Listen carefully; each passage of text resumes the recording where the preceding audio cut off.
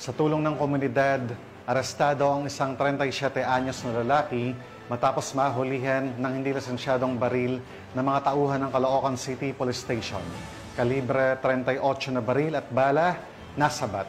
Ang balitang ito ay mula kay Police Corporal Abigail Rojas.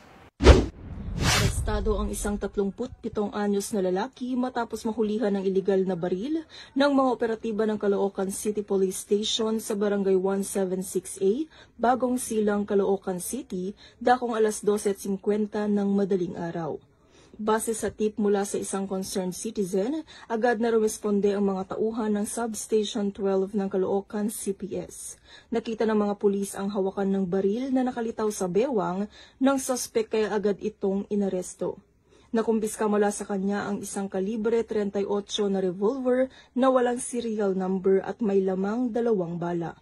Nahaharap siya sa kasong paglabag sa Section 28 ng Republic Act 10591 o mas kilala bilang Comprehensive Firearms and Ammunition Regulation Act.